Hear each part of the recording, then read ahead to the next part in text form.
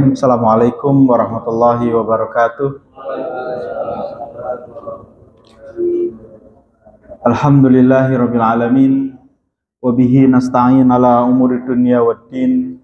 Wassalatu wassalamu ala asrafil anbiya'i wal mursalin wa ala alihi wa ashabihi wa man ittabi'al huda ila yaumiddin wa ba'du. Wa qala Allah Ta'ala ya ayyuhalladzina amanu taqullaha haqqa tuqatih wa la tamutunna illa wa antum muslimun.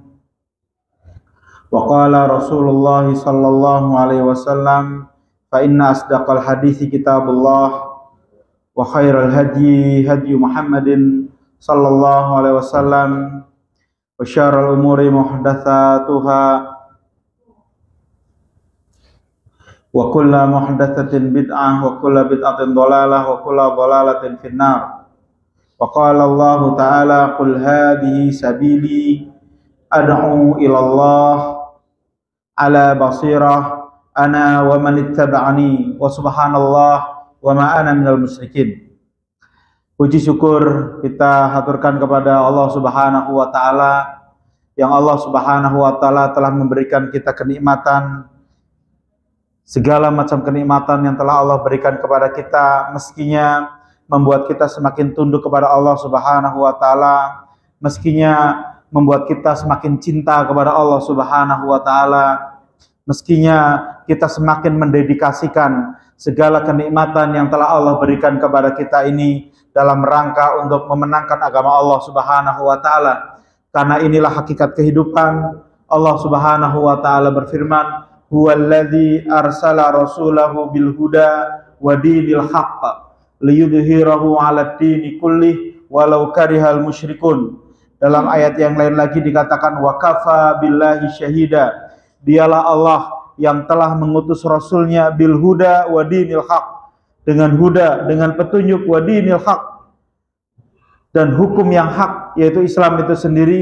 Untuk apa? Liyudhhirahu 'alad dini kullih, untuk memenangkan agar Islam ini menang dari segala din-din yang ada. Oleh karena itu, kita sebagai orang yang telah mengucapkan la ilaha illallah Muhammadur Rasulullah, dan kita termasuk orang yang ingin berjumpa dengan Allah Subhanahu wa taala, maka apa? Laqad kana lakum fi Rasulillah uswatun hasanah. Ada suri teladan yang baik bagi orang yang ingin berjumpa dengan Allah Subhanahu wa taala, yaitu pada siapa? Pada Rasulullah sallallahu alaihi wasallam. Yang Rasulullah sallallahu alaihi wasallam Allah katakan ya Muhammad, hadhihi sabili, ini adalah jalanku. Apa jalan Rasulullah sallallahu alaihi wasallam? Ad'u ilallah, menyeru manusia, mengajak manusia hanya tunduk kepada Allah Subhanahu wa taala, ala basirah, di atas basirah, di atas hujjah yang nyata. Ini Allah Subhanahu wa taala wasiatkan kepada Nabi Muhammad sallallahu alaihi wasallam. Pun begitu pula Allah wasiatkan kepada Nabiullah Adam. Ketika Nabiullah Adam melakukan kesalahan dan Adam melakukan pertaubatan kepada Allah Subhanahu wa taala, tidak demikian dengan iblis. Iblis melakukan kemaksiatan tapi tidak bertobat kepada Allah Subhanahu wa taala, sama, semuanya tetap diusir oleh Allah Subhanahu wa taala. Yang tadinya dia di surga, kemudian Allah turunkan mereka di dunia. Apa kata Allah? Fa imma qul nahbitu minha jami'a. Turun kamu semuanya. Qul nahbitu minha jami'a. Fa imma ya'tiyannakum minni huda. Fa imma ya'tiyannakum minni huda. Dan adapun jika datang kepada kalian dariku huda, berupa petunjuk. Petunjuk dari siapa? Dari Allah Subhanahu wa taala.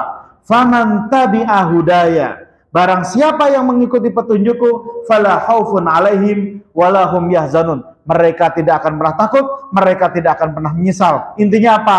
Mereka akan menetap di surga Allah Subhanahu wa taala. Maka menjadi sesuatu hal yang aneh ketika Allah Subhanahu wa taala telah paparkan dan Allah Subhanahu wa taala telah sampaikan kepada kita bahwasanya tujuan diciptakannya kita adalah untuk beribadah kepada Allah Subhanahu wa taala. Akan tetapi di dunia ini ada yang penyembah Allah Subhanahu wa taala, ada juga penyembah selain Allah Subhanahu wa taala.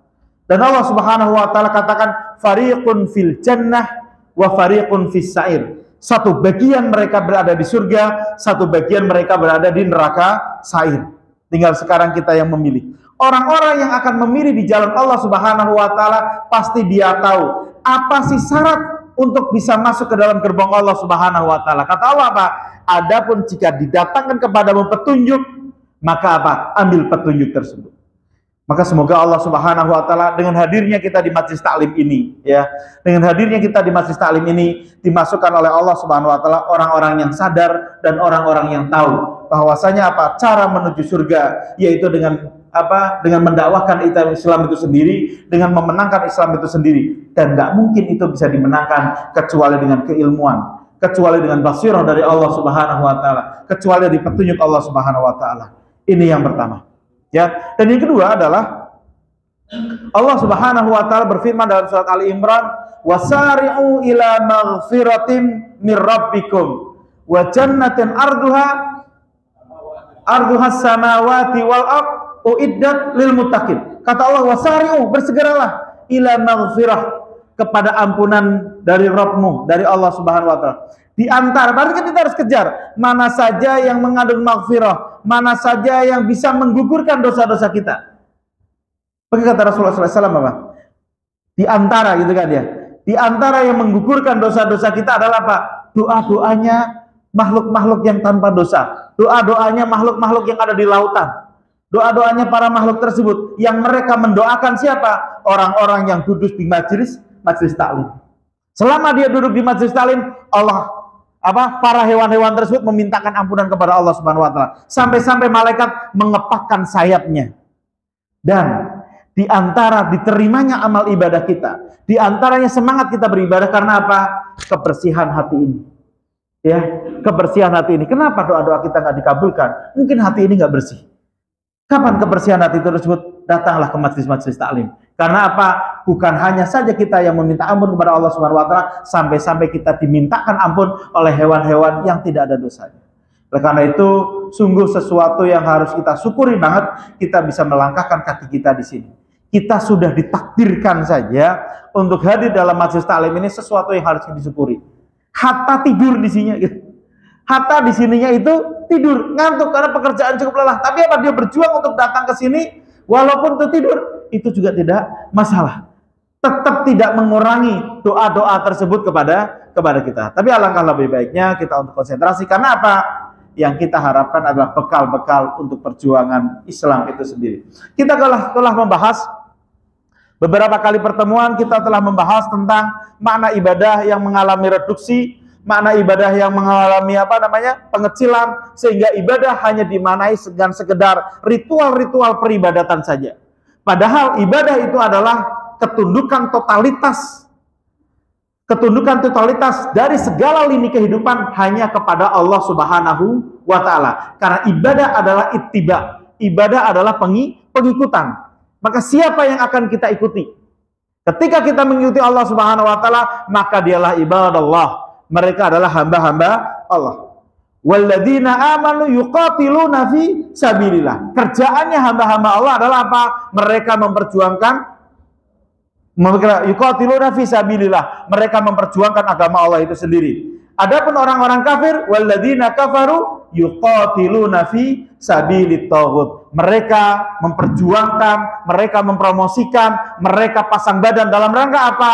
Membela taghut-taghut tersebut. Membela orang-orang yang menyimpangkan ketundukan, bukan lagi kepada Allah Subhanahu wa taala, tapi mereka menyimpangkan kepada makhluk-makhluk, baik itu manusia ataupun dari kalangan jin. Dan tugas kita adalah apa? Mengembalikan ketundukan dari kepada sesama makhluk menuju ketundukan kepada Allah Subhanahu wa taala saja. Itu kemarin pembahasannya. Pembahasan kedua, baru kita coba menengok kenapa sih Rasulullah SAW begitu survive dengan kekafiran yang sangat dahsyat yang terjadi pada saat Rasulullah SAW di tengah-tengah kaum Arab tersebut. Tapi dalam waktu yang sangat cepat, ya, dalam waktu sekitar di Mekah berapa tahun? 13 tahun. Ya, 13 tahun, 3 tahun dakwah Syria, 10 tahun dakwah Jariyah. Dilanjutkan di Madinah. Dalam waktu yang sangat cepat, 8 Hijriah. Ya, 8 Hijriah Rasulullah SAW mampu, ya. Rasulullah SAW Allah takdirkan sehingga apa? Daerah Quraisy tersebut yang diduduki oleh Quraisy tersebut, yaitu daerah Mekah, dan dengan ditaklukkannya kaum Hawazin dan kaum Sakif, dua kabilah yang sangat kuat, yang akhirnya mereka tunduk kepada Islam, ya, dalam waktu yang sangat cepat. Kok ternyata bisa cepat seperti itu? Sehingga apa? Islam bisa bisa berkembang begitu pesat. Apa rahasianya? Kemarin kita kupas beberapa, 3 minimal. Yang pertama adalah apa? Masuk kepada huda tadi. Referensi utama yang diadopsi oleh Rasulullah dan para sahabatnya adalah Al-Quran. Ketika kita bicara Al-Quran, maka apa? Include di dalamnya adalah hadis. Oleh karena itu, Rasulullah SAW ketika Rasulullah SAW, innaka ta'ti qauman min ahlil kitab ya Mu'ad, wahai Mu'ad, engkau akan aku utus untuk ke negeri Yaman dari kalangan ahli kitab Yaman tersebut. Dalam pembicaraan yang lain lagi Rasulullah SAW mengatakan, ya Mu'ad, apabila engkau mengalami permasalahan, apa yang akan kamu lakukan dalam menyelesaikan masalah tersebut? Saya akan menyelesaikannya dengan Al-Quran. Saya akan menyelesaikannya dengan Al-Quran. Andai engkau tidak dapati itu dalam Al-Quran, apa yang akan kamu lakukan? Aku akan menyelesaikannya dengan hadis yang telah saya hafal, yang telah saya pahami. Andai di hadis juga nggak ada, apa yang akan kamu lakukan? Saya akan berijtihad, memeras otak saya yang dijiwai dari Al-Quran dan As-Sunnah. Lahirlah itu ijtihad. Oleh karena itu para ulama mengatakan bahwasanya apa? Ahlus Sunnah wal Jamaah sumber rujukan adalah Al-Quran, As-Sunnah, Ijma' dan Qiyas. Merujuk pada surat apa? Surat An-Nisa ayat 59. Ya ayyuhalladzina amanu atti'ullah wa atti'ur rasul. Hai orang-orang yang beriman, taatilah Allah, taatilah Rasul. Taatilah Allah berarti kembali kepada Al-Quran, taatilah Rasulullah kembali kepada hadis. Hadis yang sahih. Kemudian apa? Wa ulil amri minkum. Dan ulil amri, dan pemimpin minkum, dari kalian. Dari orang yang mengambil referensi Al-Quran dan As-Sunnah. Karena penjiwaannya itu dari Al-Quran dan As-Sunnah. Oleh karena itu ulil amri minkum adalah bagian orang-orang yang ulil amri yang merujuk kepada Al-Quran dan As-Sunnah. Para ulama membagi yang dimaksud ulil amri itu ada 2. Yang pertama adalah umara, pemimpin yang merujukkan kepada Al-Quran dan As-Sunnah. Dan yang kedua adalah ulama. Nah, maka apa? Ijtihad ulama, ijtihad pemimpin, inilah ya yang nanti maksudnya ke dalam ijma. Sebagaimana apa? Dulu kita nggak ada Al-Quran seperti ini, nggak ada. Ya enggak? Zaman Abu Bakar nggak ada juga. Maka Umar bin Khattab dengan dengan dibunuhnya Ahlul Qura, para penghafal Quran waktu itu kan banyak yang pada meninggal. Kemudian Umar bin Khattab berinisiatif, kemudian menyampaikan aspirasinya kepada Abu Bakar As-Siddiq, bagaimana kalau terjadi pengumpulan Al-Quran. Bahkan pengumpulan itu terjadi, benar-benar sudah terjadi, itu zaman siapa? Utsman bin Affan, yang ditulis oleh Zaid bin Sabit, ditulis oleh itu. Itulah ijma. Ya enggak? Kesepakatan para sahabat. Kemudian apa? Fa in tanaza'tum fi syai'in farudduhu ilallahi wa rasulih.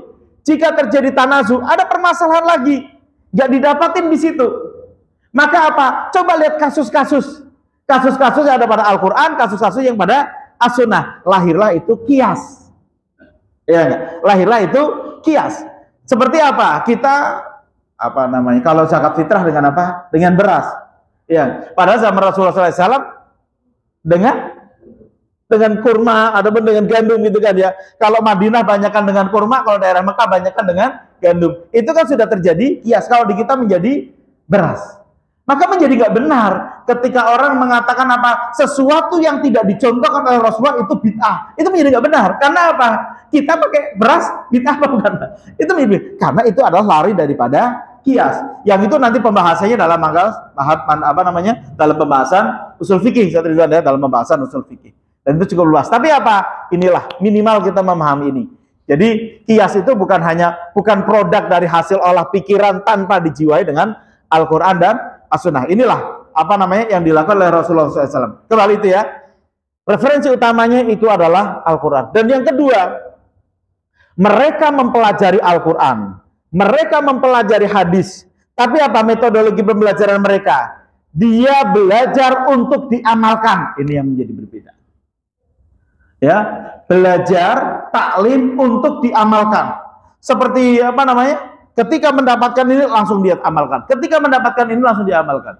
Ibnu Abbas mengatakan apa? Kami tidak berpindah dari 10 ayat kecuali telah kami mengamalkannya dan menghafalkannya. Masya Allah. Sehingga benar-benar kita berapa banyak ayat. Berapa banyak ayat yang pernah kita tahu dan berapa banyak pula ayat-ayat yang tadi kita ingkari. Padahal innama qaulal mu'minina idza du'u ilallahi wa rasulih ayyaqulu sami'na wa ata'na. Mengatakan kami dengar ya Allah dan kami taat. Dan ayat-ayat itu ada ayat perintah dan juga ada ayat-ayat larangan. Ini ya, jadi semoga tadi itu kita diberikan oleh Allah Subhanahu wa taala ilmu yang nafi. Bahkan Rasulullah SAW mengibaratkan kita itu seperti tanah. Tanah itu kan ada yang ketika dia kena air hujan, dia bisa menampung air dan kemudian tumbuhlah tanaman-tanamannya, tumbuhlah buah-buahannya. Ya, kita berharap seperti ini. Ada yang juga tanah ketika disiram, dia nggak menumbuhkan apapun, tapi dia menyimpan air. Seperti apa? Cekungan-cekungan itu kan dia menyimpan air tuh. Akhirnya kambing bisa minum di situ, orang bisa minum di situ, tapi dia nggak mengeluarkan tanaman. Ada yang seperti itu. Ada yang dia ilmunya banyak, tapi dia nggak mengamalkannya. Tapi ada juga yang kian, ada juga yang batu cadas.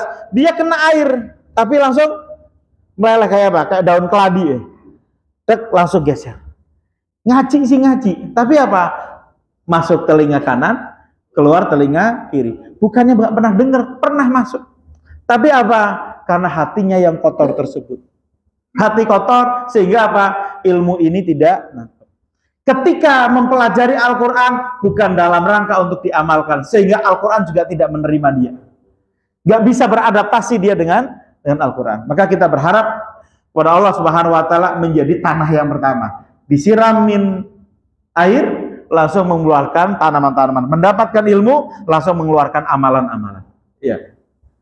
Dan yang ketiga adalah yang tidak kalah pentingnya lagi, para sahabat ketika dia itu sudah berhijrah, ketika dia itu sudah melafazkan la ilaha illallah Muhammadur Rasulullah, dia menganggap ini adalah komitmen baru dia.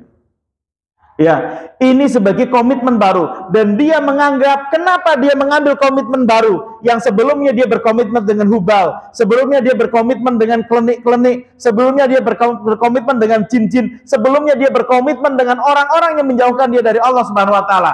Maka dia melakukan hijrah dan mereka melakukan verifikasi, purifikasi, yang melakukan coba dicek kembali. Apakah amalan, dan dia menganggap seluruh amalan ibadah saya, seluruh amalan saya, baik amalan hati maupun amalan perbuatan, sebelum saya melakukan asyhadu alla ilaha illallah wa asyhadu anna Muhammad Rasulullah, itu semuanya nista, itu semuanya jahat. Sehingga saya harus koreksi kembali. Maka kita dapatin ayat-ayat yang mengatakan yas'alunaka anil anfal, yas'alunaka anil mahid. Mereka bertanya kepadamu ya Rasulullah tentang anfal, harta rampasan gimana? Dulu kami baginya seperti ini. Ya Rasulullah, mereka bertanya kepada tentang mahid. Biasanya mereka kalau istri-istrinya lagi haid, mereka buang ke hutan-hutan. Tapi apakah sekarang saya udah Islam masih seperti itu? Nah, mereka banyak bertanya. Jadi selalu melakukan purifikasi. Dari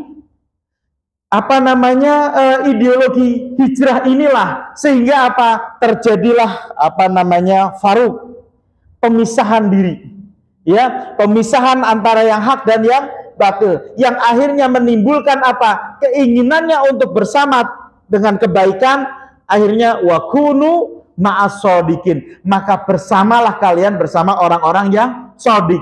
Akhirnya dia nggak mau berteman lagi dengan teman-teman yang jahiliyah. Karena dia bisa tercebur kembali ke dalam kejahiliahan. Dia harus merapat kepada komunitas yang yang akan tadi itu mengejawantahkan cita-cita dia agar ketundukan itu hanya kepada Allah Subhanahu wa taala. Sekarang kita membahas pembahasan berikutnya, yaitu kita sudah melihat kurikulum Rasulullah SAW dalam rangka mentarbiyah para sahabatnya tersebut sehingga begitu survive.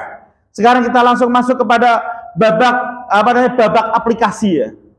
Praktek daripada hasil tarbiyah yang dilakukan oleh Rasulullah SAW. Ya, kita coba lihat. Rasulullah SAW ketika turun ayat fasda bima tu'mar wa a'rid, Awalnya sih tadi Syria saja. Awalnya kata Rasulullah SAW, kata Allah Subhanahu wa taala, wa andir ashiratakal akrabin. Coba kita tetap pada tahapan. Kata Allah Subhanahu wa taala, wa andir ashiratakal akrabin. Maka berilah peringatan. Ashiratakal akrabin, keluarga terdekat. Ya, prakteknya keluarga terdekat. Maka coba, siapa orang yang pertama kali masuk Islam? Khadijah. Siapa dari kalangan lingkaran Rasulullah yang pertama kali masuk Islam? Ali bin Abi Thalib. Kemudian siapa lagi? Zaid bin Harisah, yang mempunyai anak namanya Usamah. Nah, Usamah yang anaknya itu. Zaid bin Harisah. Lingkaran temannya lagi baru masuk teman Abu Bakar. Dari Abu Bakar masuklah Thalhah. Dari Abu Bakar masuklah Zubair. Dari Abu Bakar masuklah Abdurrahman bin Auf. Dari Abu Bakar masuklah Utsman bin Affan. Mulai meluas terus. Akhirnya turun ayat berikutnya. Sekitar 4 Hijriah setelah kenabian. Jadi dakwah Suriah itu selama 3 tahun menghasilkan banyak dari kalangan keluarga sendiri dan dari kalangan sahabat terdekat. Ini yang menjadi Rasulullah SAW bersabda seperti ini. Ini maka penting bagi kita untuk ku anfusakum wa ahlikum naro. Ada kekuatan terlebih dahulu. Kata Rasulullah SAW, khairukum li ahli wa ana khairukum li ahli. Sebaik-baik kalian adalah orang yang paling baik kepada keluarganya. Dan saya adalah orang yang paling baik untuk keluarga saya. Jadi paham ini ya. Jadi dakwah itu karena ku anfusakum wa ahlikum naro, utamakan diri sendiri dulu selamat. Yang kedua apa? Kekuatan nomor 2 yaitu keluarga. Jangan sampai keluarga nggak kuat, dia dakwah keluar. Dari keluarga yang namanya dakwah pasti hambatannya banyak, ancamannya banyak, itunya banyak. Karena akan menarik orang dari ketundukan kepada seseorang menuju ketundukan kepada Allah. Orang yang ditunduk itu pasti tidak akan terima. Orangnya direkrut. Lah ketika pulang, keluarganya nggak mendukung. Ayah biasa aja ngapa sih, lebay banget gitu-gituan segala. Dia dapat dukungan dari keluarganya. Kan repot. Rasulullah dapat dukungan dari keluarganya. Sampai-sampai pernah Rasulullah SAW itu sujud. Ketika sujud ditimpakan kotoran onta. Sampai nggak bisa bangun Rasulullah. Ya, kotoran onta banyak banget sampai nggak bisa bangun sama Rasulullah. Fatimah yang lagi masih kecil belum besar, itu kan ya. Itu apa? Dengan tangannya itu membersihkan kotoran dari orang tuanya. Ada pembelaan dari anaknya. Ada pembelaan dari Khadijah. Ada pembelaan nanti dari paman-pamannya. Ini perlunya kekuatan sebuah keluarga. Mulailah dakwah secara terang-terangan. Pada saat itu Rasulullah SAW berdiri di sebuah bukit, kemudian memanggil, wahai suku Kinanah, wahai suku ini, percayakah kalian kepada saya? Ya, engkau adalah Al-Amin, orang yang dapat dipercaya. Engkau adalah Al-Amin, orang yang dapat dipercaya. Maka Rasulullah SAW kemudian menyampaikan dakwahnya. Kemudian pamannya sendiri Abu Lahab mengatakan, celakalah engkau ya Muhammad, apakah hanya karena inilah engkau mengumpulkan kami? La ilaha illallah adalah sebuah proses revolusi dari ketundukan kepada sesama manusia menuju ketundukan kepada Allah Subhanahu wa taala saja. Maka wajar Quraisy yang pemimpin Quraisy itu adalah Bani Hashim, dan Bani Hashim anak-anaknya diantaranya Abdul Muthalib diwariskan kepada Abu Thalib, diwariskan juga kepada Abu Lahab. Omongannya pasti didengar. Quraisy itu kan ya salah satu suku yang apa? Otoritas keagamaan, otoritas ekonomi, otoritas politik, otoritas sosial budaya itu yang megang Quraisy.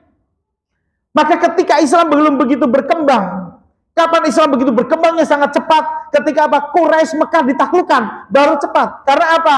Quraisynya aja tempatnya orang pintar aja tunduk kepada Islam, masa gua kagak gitu?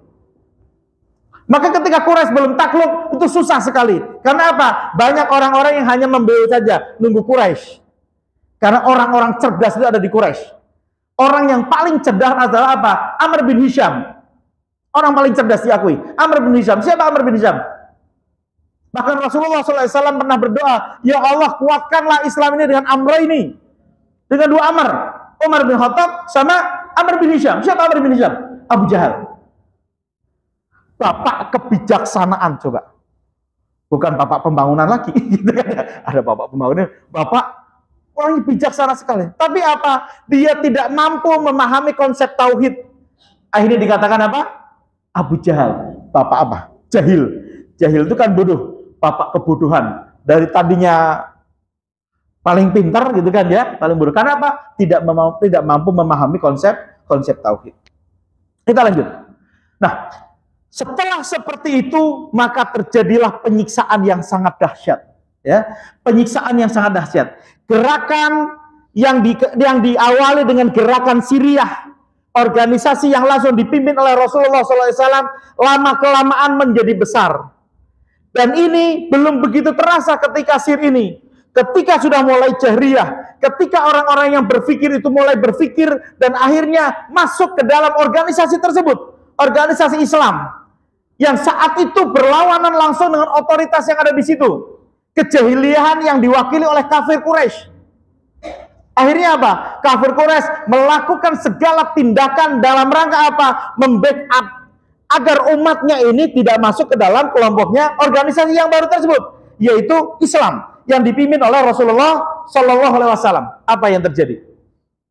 Mulailah terjadilah fitnah, mulailah terjadi azab, mulailah terjadi hal-hal yang tidak pernah dipikirkan oleh para sahabat pada saat itu.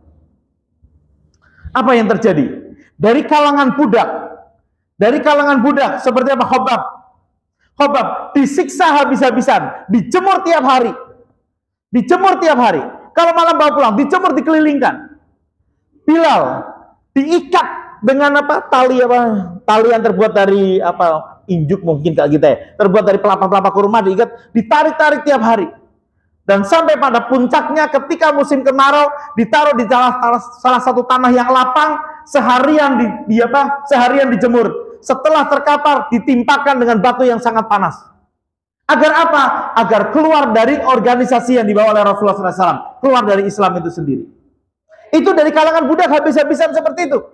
Dari kalangan bangsawannya, maka apa yang terjadi? Dia disiksa oleh kerabatnya sendiri. Utsman bin Affan, coba, mengerikan sekali siksaan kepada Utsman bin Affan.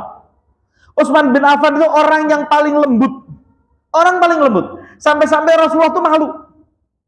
Dalam sebuah riwayat dikatakan apa? Rasulullah ngobrol sama Abu Bakar. Kakinya Rasulullah sempat tersingkap, lututnya sempat tersingkap. Sama Abu Bakar ngobrol seperti biasa. Tapi begitu Utsman masuk, langsung rapi-rapi. Begitu lembutnya Utsman, sampai dikatakan Utsman aja kalau mandi aja itu tetap pakai baju. Lembutnya. Tapi apa yang dilakukan oleh pamannya sendiri? Pamannya menggulung Utsman bin Affan dengan tikar, diikat, kemudian digantung, di bawahnya diasepin. Coba kayak apa? Kalau sekarang ikan asap gitu kan ya, dipanggang, bawahnya diasepin. Dia dalam kondisi oksigen aja susah masuk, tapi asap itu bisa masuk ke dalam tikar tersebut. Itulah nafasnya Utsman bin Affan. Ada lagi Suhaib bin Sinan Ar-Rumi, ya, orang Romawi. Suhaib bin Sinan Ar-Rumi, dia disiksa oleh orang kafir Quraisy sampai apa? Sampai dia nggak sadar diri. Ketika dia ngomong, kamu barusan ngomong apa, dia nggak tahu. Coba kayak apa itu? Kalau bahasa sekarang mungkin gagal otak mungkin. Suhaib bin Sinan Ar-Rumi. Dari kalangan orang kayanya lagi siapa? Mus'ab bin Umair. Mus'ab bin Umair itu orang kaya, pemuda terkaya di situ. Tidak pernah merasakan lapar, tidak pernah merasakan gak enak makan. Tapi apa yang terjadi? Dia disiksa oleh ibunya sendiri.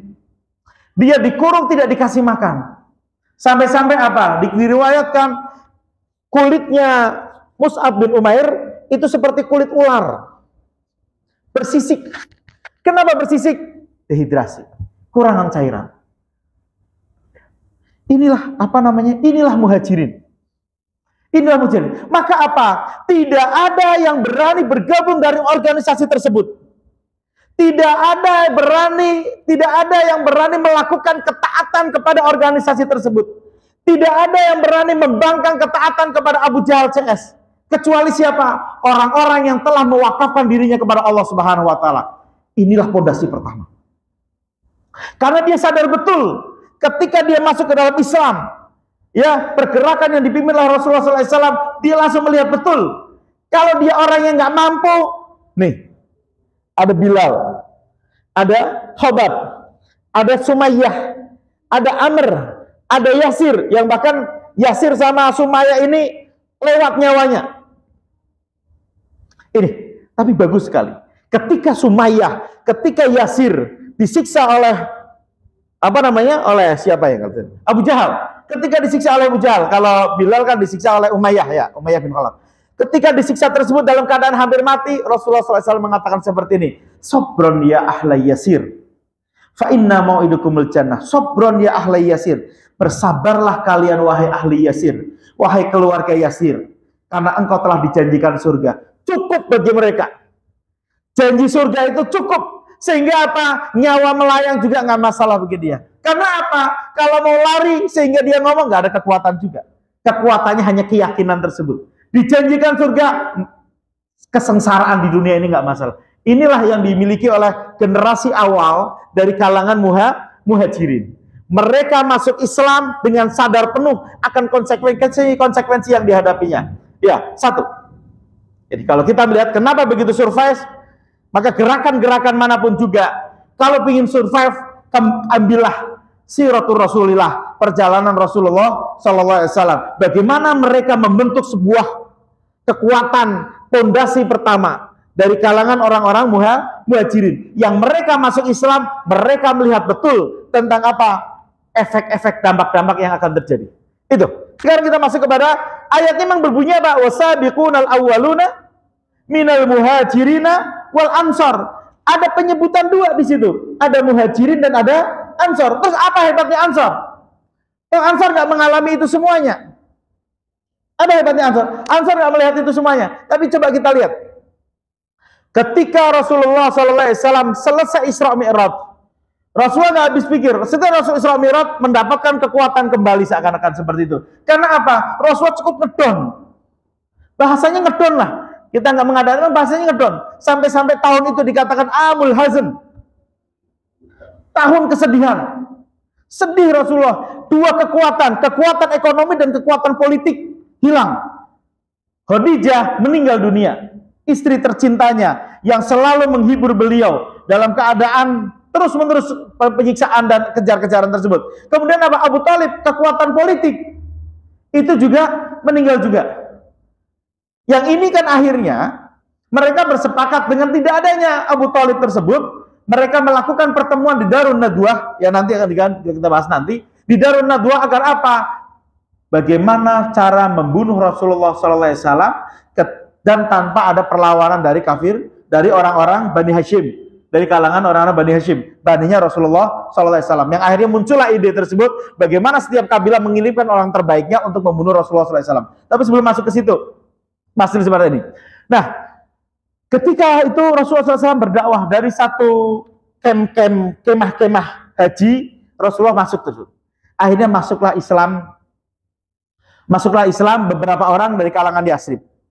Nah, besoknya lagi sekitar apa mereka melakukan umroh, mereka mengatakan seperti ini. Ada yang dalam Al-Bidayah Hinayah, Ibnu Katsir mengatakan seperti ini, saya lupa ininya.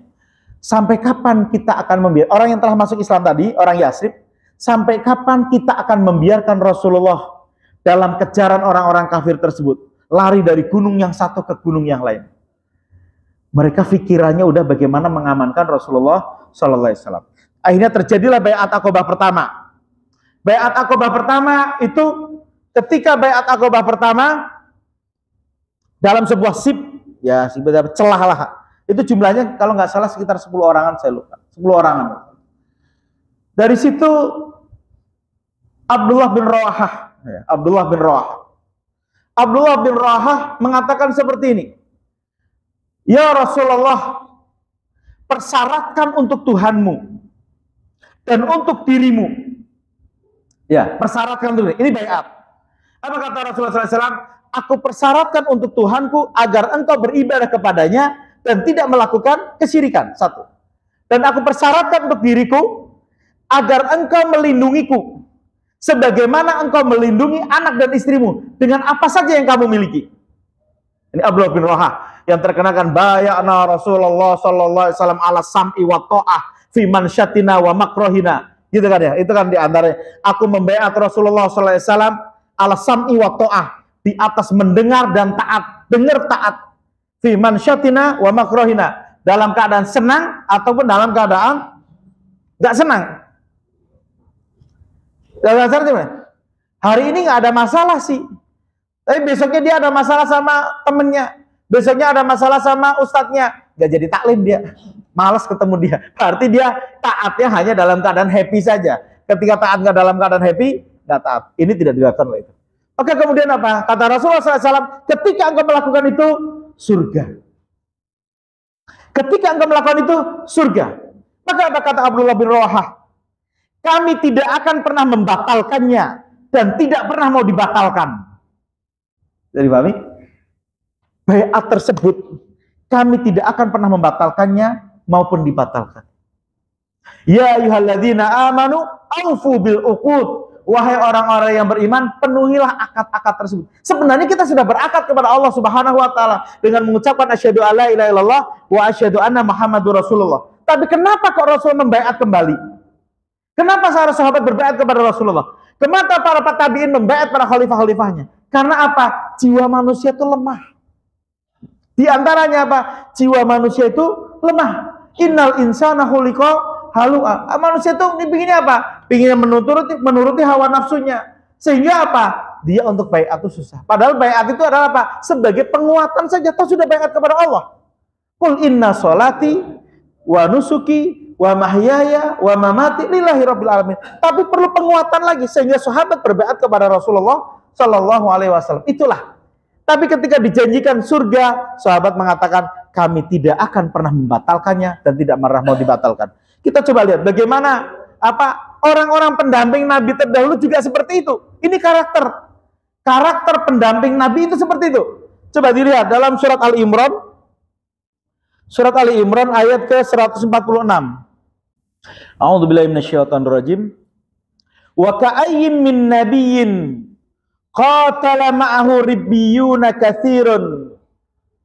Dan berapa banyak min nabiyyin dari kalangan nabi qatala berperang ma'ahu ribbiyuna katsirun. Berperang bersama ribbiyuna katsirun, orang-orang yang bertakwa. Atau yang mengatakan hawariyun. Ya, hawariyun. Jadi Nabi selalu didampingi oleh para hawariyun. Apa hawariyunnya tersebut? Nih. Fama wahanu lima asabahum fi sabilillah. Mereka tidak lemah. Lima asabahum fi sabilillah. Atas musibah apa saja yang menimpa dia ketika dia mengawal Nabi. Atas musibah apa saja ketika dia menegakkan agama Allah. Atas musibah apa saja ketika dia berjuang fi sabilillah. Dia tidak patah arang. Dia tidak tidak ngedon mentalnya. Fama wahanu lima asabahum fi sabilillah wa ma dha'ufu, dan dia tidak lemah. Wa ma dha'ufu wa ma dha'ufu wa mastakanu, dan dia juga tidak menyerah. Ini karakter hawariyun, karakter ribiyun, generasi Rabbani, karakter para sahabat yaitu muhajirin dan ansor. Mereka selalu mendampingi Rasulullah SAW. Mereka berjuang, mereka berjihad di jalan Allah Subhanahu Wa Taala. Musibah pasti menimpa dia. Dia tidak patah arang. Dia tidak patah semangat, apalagi menyerah. Udahlah, gua nyerah dah. Enggak. Tapi apa? Dia terus mengawal Rasulullah. Sebagaimana dikatakan oleh Abdullah bin Rawahah, kami tidak akan pernah membatalkan perjanjian ini dan tidak pernah kami mau dibatalkan. Kamu saya SP3. Nggak mau saya tetap akan terus seperti itu. Terus menerus melakukan ketaatan. Dan kita susah dapati para sahabat yang seperti itu. Berapa banyak orang yang telah mengikrarkan dirinya untuk memperjuangkan agama Allah Subhanahu Wa Taala ketika terjadi hal-hal seperti itu.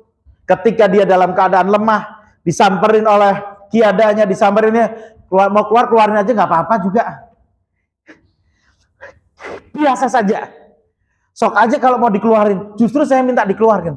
Karena dia nggak paham karakter daripada perjuangan ini. Karena apa? Ini adalah jalan menuju surga. Maka Abu Bakar As-Siddiq ditafsir oleh para ulama. Ketika dia itu digigit oleh siapa namanya? Digigit oleh kalajengking. Ketika Rasulullah SAW berada di pangkuannya, Abu Bakar nggak bergerak, cintanya kepada Rasulullah. Dan harus perlindungan penuh kepada Rasulullah. Karena apa? Ini jalan menuju surga. Rasulullah nggak ada, jalan menuju surganya apa? Dan gerakan ini, gerakan yang diambil Rasulullah SAW, gerakan Islam ini benar-benar harus dilindungi terus. Kalau gerakan ini hilang, maka berapa banyak nanti akan terjadi nyawa pada melayang, agama dinistakan, wanita-wanita pada dilecehkan, harta menjadi sesuatu hal yang tidak bisa dijaga. Karena itu, karena tujuan adanya pergerakan Islam, yang dibawa oleh Rasulullah SAW tersebut adalah apa? Tujuan yang pertama adalah melindungi nyawa, melindungi agama, melindungi nyawa, melindungi akal, melindungi nasab, dan melindungi harta. Ketika ini nggak berdiri, semua itu menjadi hancur. Berapa banyak akhirnya kita dapati, mudah saja orang mengolok-olok, bahkan sekarang udah ada TikTok gitu kan ya, mudah aja orang mengolok-olok Islam. Karena apa? Kekuatan itu nggak ada. Maka orang yang paham betul ini adalah jalan untuk penyelamatan itu semuanya, ini adalah jalan untuk menuju Allah Subhanahu wa taala dengan penuh senyum, yaitu apa? Mereka mengatakan kami tidak akan pernah membatalkannya dan tidak pernah mau dibatalkan. Fama wahanu lima asabahum fi sabilillah wa ma dha'ufu wa mastakanu. Kemudian Allah katakan, puji mereka dengan katakan wallahu yuhibbus sabirin. Allah cinta, Allah demen sama orang-orang seperti ini, tegar di atas darul jihad, tegar di atas darul dakwah, tegar di atas negeri-negeri tersebut dalam rangka menegakkan agama Allah Subhanahu wa taala. Coba doanya kayak apa? Doanya kayak apa? Doa mereka nih. Wa makana qaulahum, wa makana qaulahum, dan tidaklah perkataan mereka itu illa kecuali perkataannya apa? Rabbana ighfir lana dzunubana wa israfana fi amrina. Dia malah minta maaf kepada Allah Subhanahu wa taala. Dia sama Allah telah dipilih dari jutaan miliaran orang. Tapi Allah pilih yang sedikit-sedikit itu. Anda pantas nih untuk berjuang di jalanku. Itu kan penghormatan dari Allah. Berapa banyak orang dikasih penghormatan, jadi mayor, jadi apa, dia senang sekali. Itu diberikan kepada manusia. Ini diberikan langsung kepada Allah. Anda saya jadikan tentara-tentaraku. Anda akan saya jadikan Hizbullah, yaitu apa, kelompoknya Allah. Dia senang sekali. Ketika dalam perjalanan dia mengalami kelesuan, dia mengalami seperti ini, sehingga dia berdoa apa? Ya Allah, maafkan saya Allah atas apa amanah yang Engkau telah berikan kepada saya tidak bisa menunaikannya dengan benar. Saya terkadang masih mengedepankan ego saya daripada mengedepankan Engkau ya Allah. Sehingga dia berdoa, Rabbana ighfir lana, Rabbana ighfir lana dzunubana wa israfana. Ya Allah, ampunilah saya ya Allah, ampunilah dosa-dosa saya ya Allah, meremehkan amanahmu ya Allah. Wa israfana, dan berlebih-lebihannya kami ya Allah. Mereka mengatakan apa? Wa tsabbit aqdamana. Karena kami tidak akan pernah membatalkan ini. Kami tidak akan pernah membatalkan baiat ini. Kami tidak akan pernah mundur dari apa? Dari memperjuangkan agamamu, dari mendampingi Rasulmu ya Allah. Wa tsabbit aqdamana. Kuatkan pijakan saya ya Allah. Maka doanya Umar bin Khattab ketika masalah itu sangat banyak sekali, apa? Dia mengatakan, saya mundur ajalah jadi khalifah. Masalahnya banyak. Tapi mengatakan apa? Kuatkan pundak saya ya Allah. Untuk menerima apa? Amanah-amanah ini. Bukannya malah mundur. Udah jadi a'dha mau mundur, apalagi? Jabatannya a'dha mau mundur, turunnya gimana bingung gitu kan. Jadi apa? Wasabbit aqdamana. Tetap dia nggak pede menghadapi musyrikin kafir yang begitu dahsyat tersebut. Wansurna ya Allah, tolonglah hambamu ini ya. Wansurna alal qaumil kafirin. Dan tolonglah hambamu ini ya Allah dari orang-orang kafir, dari tipu daya, dari makar-makar mereka ya Allah. Tolonglah hambamu. Anta mau, dalam ayat yang lain mengatakan anta maulana, engkau adalah penolong kami ya Allah. Inilah apa namanya generasi Ansor. Ya. Ambisi mereka untuk mendapatkan surga begitu dahsyat. Gak ada janji lain dari Rasulullah. Apa yang saya dapatkan ketika saya bisa memenuhi apa namanya baiat ini? Surga. Ya, gak ada janji dari Rasulullah. Kamu akan mendapatkan imbalan ini akibat karena apa? Efek-efek yang dilakukan oleh kafir Quraisy terhadap Anda. Anda akhirnya apa? Pekerjaan Anda hilang, Anda tercecer keluarga Anda, bahkan ada kematian menimpa Anda dan keluarga Anda jadi sakit. Anda nanti akan mendapatkan santunan sakit. Anda akan mendapatkan santunan kematian. Ada janji Rasul gitu? Gak ada. Maka gak ada salah seorang sahabat sakit, kemudian gak ada yang nengok, kemudian dia ngomong, gua mau keluar aja dah, gak ada yang merhatiin. Ada, gak ada sih rohnya. Bahkan mereka apa? Menutupi. Saya gak mau teman saya nanti menjadi repot. Kenapa keluar? Habis saya sakit sebulan, gak ada yang nengok, agar-agar juga nggak ada, pisang juga nggak ada, itu. Nggak ada janji itu. Janjinya apa? Ketika memperjuangkan Islam seperti itu, janjinya itu adalah surga. Semoga pondasi yang kokoh ini, pondasi yang sangat kuat, dikuatkan oleh muhajirin dengan masuk Islamnya mereka dengan kesadaran penuh. Karena apa? Mereka tahu efek-efek daripada itu semuanya ketika masuk Islam. Dan dari Ansor yang mereka sadar betul bahwasanya nanti mereka akan juga mendapatkan hal-hal yang sama sebagaimana yang dilakukan oleh kafir Quraisy terhadap orang-orang muhajir. Aku qouli hadza wa astaghfirullah li wa lakum subhanakallahumma bihamdik asyhadu an la ilaha illa anta astaghfiruka wa atubu ilaik. Wassalamualaikum warahmatullahi wabarakatuh.